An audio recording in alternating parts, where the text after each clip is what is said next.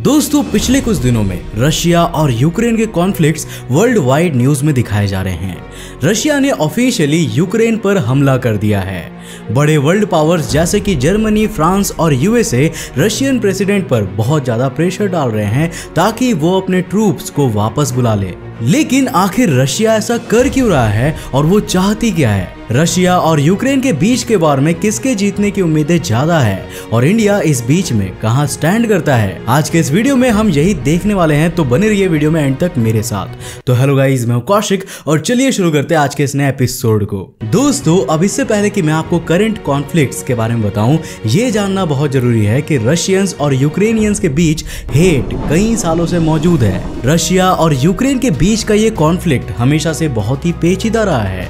दोनों ही रशिया और यूक्रेन प्राचीन रूस से ओरिजिनेट होते हैं, लेकिन फिर भी जब कोई ये डिस्कशन करने जाता है कि दोनों का ओरिजिन सेम है तो काफी ज्यादा आर्गुमेंट्स देखने को मिलते हैं। और इसका मेन रीजन ये है कि यूक्रेन सदियों से रशिया के डोमिनेंस में रहा है। यूक्रेन के बहुत से इलाकों में आज भी रशियन बोलने वाले लोगों की मेजॉरिटी है। रशिया का जो प्राचीन ओरिजिनेशन सेंटर है वो रूस को माना जाता है, जो कि यूक्रेन में बसा हुआ है, और इसी वजह से हम हिंदी में रशिया को रूस भी कहते हैं। यूक्रेन भी पहले यूनाइटेड सोवियत संघ का ही एक पार्ट हुआ करता था, जो कि आज एक अलग सा देश बन चुका है।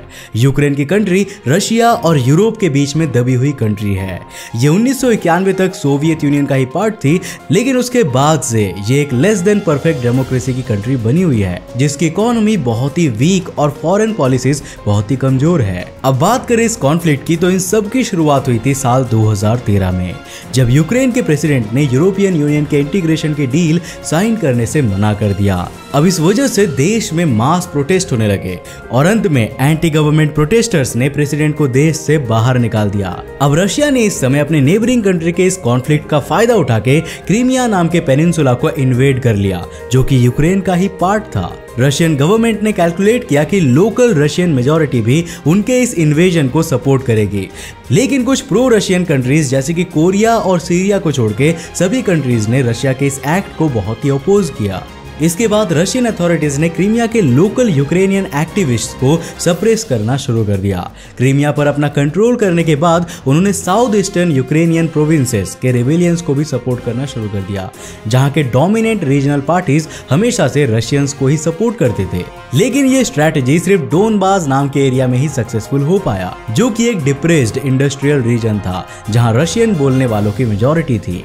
जब यूक्रेनियन ट्रूप्स ने वापस से यहाँ पर कंट्रोल लेने की कोशिश की, तो प्रेसिडेंट पुतिन के एडमिनिस्ट्रेशन ने कवर्टली आर्मी यूनिट्स को उस एरिया में भेजा ताकि वो रशियंस को सपोर्ट कर सके। इस कॉन्फ्लिक्ट में भी कम से कम 14,000 लोगों की जान चली गई और करीब 1.5 मिलियन लोग बेघर हो गए थे। डोनबास में हो रहा वार कभी भी ऑफिशियली खत्म नहीं हुआ और हर दिन लो इंटेंसिटी फायर्स देखे जाने लगे। अब इस कॉन्फ्लिक्ट के बाद यूक्रेनियंस दो पार्ट में डिवाइड हो गए, एक जो कि यूक्रेन को यूरोप का पार्ट मानते थे और दूसरा जो यूक्रेन को रशिया का ही पार्ट मानते थे।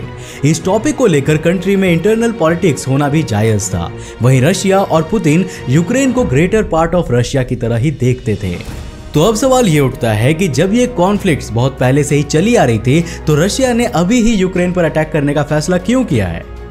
अभी के लेटेस्ट कॉन्फ्लिक्ट की बात करें तो इसके हर्ट में नाटो बैठा हुआ है, जो कि एक नॉर्थ अटलांटिक ट्रीटी ऑर्गेनाइजेशन है। ये एक 30 कंट्रीज का ग्रुप है जिसमें यूएस, यूके, फ्रांस और जर्मनी जैसे सुपर पावर्स भी शामिल है। नाटो का मेन पर्पस है अपने मेंबर्स के लिए पॉलिटिकल और मिलिट्री तरीके से फ्रीडम और सिक्योरिटी पहुंचाना। नाटो डेमोक्रेटिक वैल्यूज को सपोर्ट करता है और अगर किसी मेंबर पर सिक्योरिटी रिलेटेड कोई भी परेशानी आती है तो उस कंट्री की मदद करता है। अब सिर्फ पॉलिटिकली नहीं बल्कि नाटो कंट्रीज को मिलिट्री रिलेटेड प्रॉब्लम्स को भी सॉल्व करने में हेल्प करता है। अब यूक्रेन इस ग्रुप को ज्वाइन करना चाहता है, लेकिन रशिया इसके सख्त खिलाफ है। नाटो अलायंस और रशियन फेडरेशन के बीच के रिलेशन 1991 में ही सेट कर दिए गए थे। उन्होंने मिलकर कई इंपॉर्टेंट एग्रीमेंट साइन किए हैं जो पीस को बढ़ावा देते हैं। अब नाटो के बाकी मेंबर्स भी यूक्रेन को अपना मेंबर बनाना चाहती है, लेकिन रशियंस नहीं चाहते कि नाटो यूक्रेन को अपना मेंबर बनाए, क्योंकि इससे यूक्रेन अपने बॉर्डर्स को एक्सपैंड करने का प्रस्ताव सभी पावरफुल कंट्रीज के सामने रख सकता है।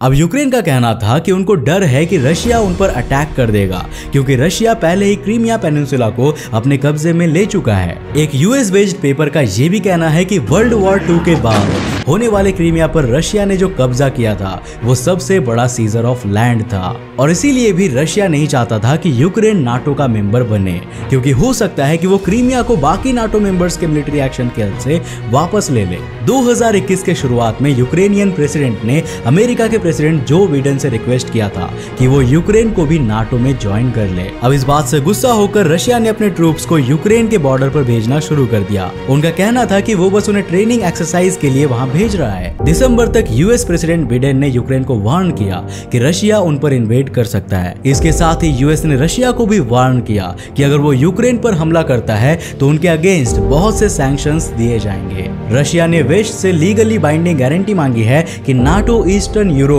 और यूक्रेन में किसी भी तरह की मिलिट्री एक्टिविटी नहीं करेगा। अब वैसे तो रशिया और यूक्रेन ने दोनबास रीजन और ईस्ट यूक्रेन में हो रहे कॉन्फ्लिक्ट को रोकने के लिए मिन्स्क पीस अकॉर्ड्स नाम की ट्रीटी साइन की थी, लेकिन फिर भी कॉन्फ्लिक्ट रुके नहीं थे, और इसीलिए रशिया ने उस रीजन में पीस कीपर्स के नाम पर अपनी आर्मी को भेजा था। अब इस डिसीजन का भी वेस्ट कंट्रीज ने बहुत विरोध किया था और कहा था कि ये बस एक बहाना है, और असल में रशिया उस जगह पर भी अपना कब्जा करना चाहती है। अब बात करें प्रेजेंट की, तो रशियन प्रेसिडेंट व्लादिमीर पुतिन ने यूक्रेन पर फुल स्केल में मिलिट्री ऑपरेशन शुरू कर दिए हैं।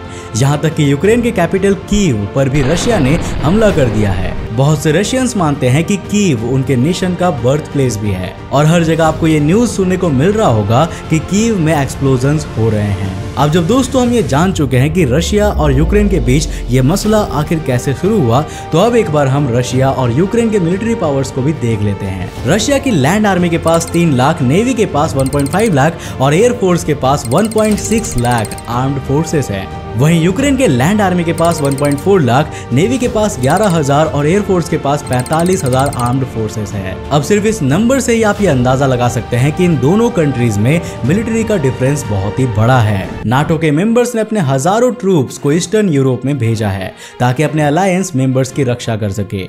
अब भले ही रशिया ने यूक्रेन पर हमला कर दिया हो, लेकिन नाटो के कंट्रीज तब तक रशिया पर हमला नहीं करेगी जब तक उनके अपने मेंबर नेशंस पर हमला ना हो। बहुत से नाटो कंट्रीज हाई अलर्ट पर हैं, लेकिन फिलहाल रशिया अपने अटैक्स यूक्रेन पर ही कर रहा है। अब अगर उसने नाटो अलायंस में जुड़े किसी कंट्री पर हमला कर दिया तो वर्ल्ड वॉर 3 शुरू हो जाएगा। नाटो फिलहाल में अपने किसी भी ट्रूप को यूक्रेन में वार लड़ने नहीं भेजेगा, लेकिन फिर भी बहुत सी जरूरत की चीजें जैसे कि वेपन्स और एयर डिफेंस यूक्रेनियन आर्मी को सप्लाई की जा रही है। अब मैं आपको एक और फैक्ट बता दूं कि यूक्रेन और रशिया पहले सोवियत यूनियन का ही पार्ट भी था। सोवियत यूनियन 15 कंट्रीज का एक ग्रुप था जिसे पहले एक ही कंट्री माना जाता था, लेकिन 1991 में ये यूनियन कोलैप्स हो गया और सभी कंट्रीज एक दूसरे से अलग अलग हो गए। 2005 में पुतिन ने क्लेम किया था कि सोवियत यूनियन का कोलैप्स एक मेजर जियोपॉलिटिकल डिजास्टर था, जिसकी वजह से लाखों रशियन लोग अपनी कंट्री से दूर की जगहों में जाकर फंस गए थे, और इसलिए भी रशियन प्रेसिडेंट मानते हैं कि वो यूक्रेन पर इसलिए कब्जा कर रहे हैं ताकि वहां रहने वाले रशियंस को आजादी मिल सके। अब दोस्तों, जब रशिया ने ऑफिशियली यूक्रेन पर कब्जा करना शुरू कर दिया है तो बाकी कंट्रीज इसकी निंदा करने के लिए रशिया के अगेंस्ट बहुत से सैंक्शंस फाइल कर रहे हैं। सैंक्शंस एक पेनल्टी की तरह होता है जो रूल तोड़ने पर लगाया जाता है।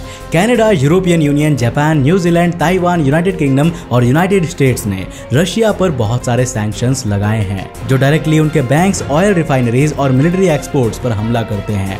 अब एक सवाल ये भी आता है कि इन सभी चीजों के बीच में इंडिया कहां पर स्टैंड करता है। वेल दोस्तों, इंडिया और रशिया के हमेशा से ही अच्छे मिलिट्री संबंध रहे हैं। चाइना को छोड़कर हर चीज में रशिया ने इंडिया को ही सपोर्ट किया है। आज भी इंडिया की मिलिट्री रशिया पर बहुत डिपेंडेंट है और इसीलिए इंडिया ने यूक्रेन इशू पर न्यूट्रल स्टैंड रखा है और दोनों देशों से यह अनुग्रह किया है कि बातचीत करके एक पीसफुल सोल्यूशन निकाले। तो दोस्तों, मुझे पूरी उम्मीद है कि आज के इस वीडियो से आप ये जान चुके होंगे कि आखिर क्यों रशिया यूक्रेन पर अटैक कर रहा है और भारत यहाँ पर कहाँ खड़ा होता है। साथ ही इसके बारे में आपके क्या राय है, क्या रशिया सही कर रहा है या गलत कर रहा है, क्या यूक्रेन को पहले ही नाटो में शामिल हो जाना चाहिए था या फिर इंडिया को किसे सपोर्ट करना चाहिए। अपनी अपनी राय हमें नीचे कमेंट करके जरूर बताना। मुझे उम्मीद है दोस्तों कि आज की इस वीडियो से आपने काफी कुछ नया सीखा होगा। अगर सीखा तो इस वीडियो को लाइक करने के साथ साथ अपने फ्रेंड्स और फैमिली के साथ जरूर शेयर करना। अब अगर आप नए हो इस चैनल पे तो ऐसे इंटरेस्टिंग वीडियोस के लिए चैनल को सब्सक्राइब करने के साथ साथ नोटिफिकेशन बेल ऑन कर देना ताकि आप देख सको हमारे वीडियो सबसे पहले। तब तक के लिए बाय, जय हिंद।